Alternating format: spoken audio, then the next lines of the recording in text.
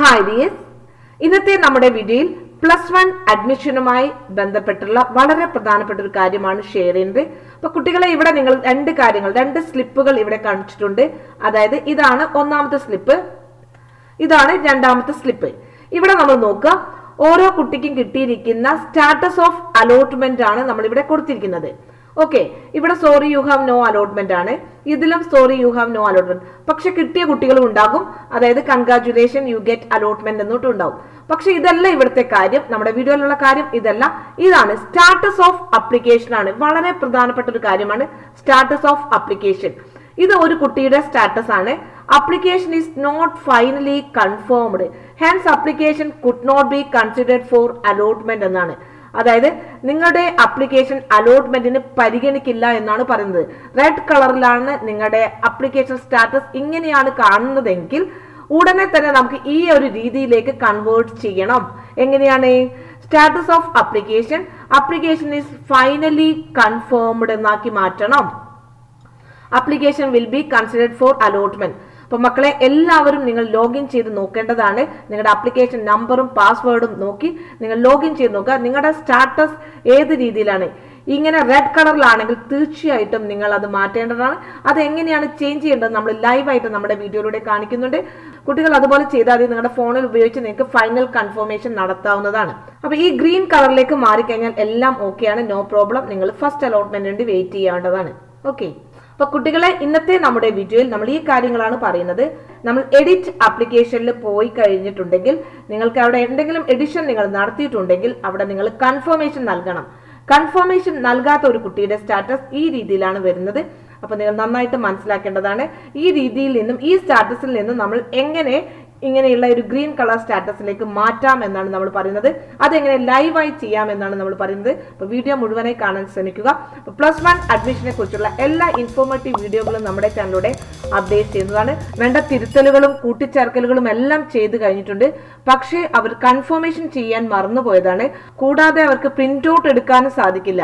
അതായത് നിങ്ങൾ കൊടുത്തിട്ടുള്ള അപേക്ഷാ ഫോം പ്രിന്റ് ഔട്ടും കിട്ടില്ല. അത് നമ്മൾ പ്രിന്റ് ഔട്ടിൽ നമ്മൾ പോയി കഴിഞ്ഞാൽ, ആപ്ലിക്കേഷൻ വ്യൂ പോയി കഴിഞ്ഞാൽ ഈ ഒരു രീതിയിലായിരിക്കും കിട്ടുന്നത്. Application has not been confirmed and submitted successfully എന്നായിരിക്കും കാണുന്നത്. ഇങ്ങനെ കണ്ടു കഴിഞ്ഞാൽ നമ്മൾ എന്താണ് ചെയ്യേണ്ടത്? നിങ്ങൾ ആരും ടെൻഷൻ ഒന്നും ആവണ്ട, ഇതിനൊക്കെ ഒരു പരിഹാരമുണ്ട്. അതായത് ഇത് ചെയ്യേണ്ടത് ഇത്രയേ ഉള്ളൂ. സിമ്പിൾ ആയിട്ട് നിങ്ങളുടെ എഡിറ്റ് ആപ്ലിക്കേഷൻ എന്നുള്ള ഈ ഒരു മെനുവിൽ ക്ലിക്ക് ചെയ്യുക, എന്നിട്ട് ഓക്കെ കൊടുക്കുക. വേണ്ട തിരുത്തലുകൾ വേണമെങ്കിൽ നിങ്ങൾക്ക് ഇവിടെ എല്ലാ എഡിറ്റ് കാര്യങ്ങളൊക്കെ നിങ്ങൾ ചെയ്തിട്ടുണ്ടെങ്കിൽ ഒന്നും ചെയ്യേണ്ട കാര്യമില്ല. നിങ്ങളുടെ ബോണസ് പോയിന്റുകളും എല്ലാ ഡീറ്റെയിൽസും നോക്കുക. എന്നിട്ട് നിങ്ങൾക്ക് ഇത് സ്ക്രോൾ ചെയ്തിട്ട് നിങ്ങൾ ഇവിടെ സബ്മിറ്റ് ഡീറ്റെയിൽസ് കൊടുക്കാവുന്നതാണ്. സബ്മിറ്റ് ഡീറ്റെയിൽസ് കൊടുത്തു കഴിഞ്ഞ് ഇവിടെ നിങ്ങളുടെ മാർക്കുകളെല്ലാം കറക്റ്റ് ആണെങ്കിൽ വീണ്ടും സബ്മിറ്റ് ഡീറ്റെയിൽസ് കൊടുത്ത്, ഇനി നിങ്ങൾക്ക് ഓപ്ഷനുകൾ കൂട്ടിച്ചേർക്കണമെങ്കിൽ ഇതിൽ ചേർക്കാവുന്നതാണ്. കൺഫർമേഷൻ കൊടുത്തു കഴിഞ്ഞാൽ പിന്നെ നിങ്ങൾക്ക് ഒന്നും ചെയ്യാൻ പറ്റില്ല. ഒരൊറ്റ പ്രാവശ്യം മാത്രമേ നിങ്ങൾക്ക് എഡിറ്റ് ചെയ്യാൻ സാധിക്കുള്ളൂ. ഫൈനൽ കൺഫർമേഷൻ കൊടുത്താൽ നിങ്ങൾക്ക് അതിലൊന്നും ചെയ്യാൻ സാധിക്കില്ല. നിങ്ങൾക്ക് ഇനി നമ്മുടെ കഴിഞ്ഞ വീഡിയോയിൽ നമ്മൾ പറഞ്ഞ പോലെ നിങ്ങൾക്ക് ട്രയൽ അലോട്ട്മെന്റ് കിട്ടിയിട്ടില്ലെങ്കിൽ കൂടുതൽ സ്കൂളുകളിൽ ഓപ്ഷൻസുകൾ കൊടുക്കാവുന്നതാണ്. പല കുട്ടികളുടെയും തെറ്റിദ്ധാരണയാണ് 4 സ്കൂളുകൾ കൊടുത്താലേ എനിക്ക് കിട്ടുള്ളൂ എന്നൊക്കെ ഉള്ളത്. ഇതൊക്കെ പല കുട്ടികൾ നിങ്ങൾ അങ്ങോട്ടും ഇങ്ങോട്ടും പറയുന്നതാണ്. ഒരു ഹയർ സെക്കൻഡറി മേഖലയിൽ പ്രവർത്തിക്കുന്ന ടീച്ചർ എന്ന രീതിയിൽ പറയുകയാണ്. നിങ്ങൾ കൂടുതൽ ഓപ്ഷനുകൾ കൊടുക്കുക. നിങ്ങൾക്ക് ഇഷ്ടപ്പെട്ട, നിങ്ങൾ പോകുമെന്ന് ഉറപ്പുള്ള കോളേജുകൾ നിങ്ങൾ ഒന്നാമത്തെ ഓപ്ഷനായിട്ട് വെക്കുക. അത് കിട്ടുമോ ഇല്ലയോ നോക്കേണ്ട കാര്യമില്ല. നിങ്ങൾ ആഗ്രഹിക്കുന്ന നിങ്ങളുടെ വീടിന്റെ അടുത്തുള്ളത് അല്ലെങ്കിൽ ഏറ്റവും കൂടുതൽ റിസൾട്ട് ഉള്ള സ്കൂളുകൾ നോക്കി അത് ഒന്നാമത്തെ ഓപ്ഷനായിട്ട് വെക്കുക. തുടർന്ന് നിങ്ങൾക്ക് എത്ര ഓപ്ഷൻസുകളും വേണമെങ്കിൽ നൽകാവുന്നതാണ്. നിങ്ങൾക്ക് റാങ്ക് ഉണ്ടെങ്കിൽ നിങ്ങൾ കൊടുത്തിരിക്കുന്ന ഒന്നാമത്തെ ഓപ്ഷൻ കിട്ടുന്നതായിരിക്കും. അല്ലെങ്കിൽ അതും കിട്ടില്ല, രണ്ടാമത്തെ ഓപ്ഷൻ കിട്ടുന്നതായിരിക്കും. താഴത്തെ സ്കൂളിൽ നിങ്ങൾക്ക് കിട്ടുക എന്നുള്ളത് അതൊരു ചാൻസ് ഉണ്ടോ? എവിടെയും കിട്ടിയിട്ടില്ലെങ്കിൽ നമുക്ക് ഏതെങ്കിലും ഒരു സ്കൂളിൽ അഡ്മിഷൻ കിട്ടുമല്ലോ എന്നുള്ളൊരു പ്രതീക്ഷയാണ്. അത് കഴിഞ്ഞിട്ട് വേണമെങ്കിൽ നമുക്ക് അടുത്ത അലോട്ട്മെന്റിൽ ഹയർ ഓപ്ഷനിലേക്ക് പോകാവുന്നതാണ്. അതുകൊണ്ടാണ് നമ്മൾ കൂടുതൽ ഓപ്ഷനുകൾ വെക്കാൻ പറയുന്നത്. നിങ്ങൾക്ക് മനസ്സിലായോ മക്കളെ?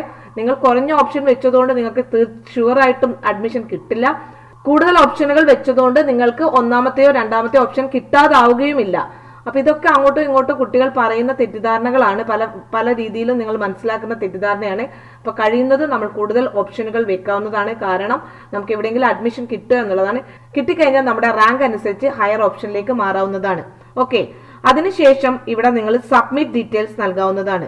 നിങ്ങൾക്ക് എന്തെങ്കിലും എറേഴ്സ് നിങ്ങൾക്ക് ഇനി എന്തെങ്കിലും എറേഴ്സുകളൊക്കെ ഉണ്ടെങ്കിൽ ഇവിടെ ഇങ്ങനെ കാണാൻ സാധിക്കുന്നതായിരിക്കും.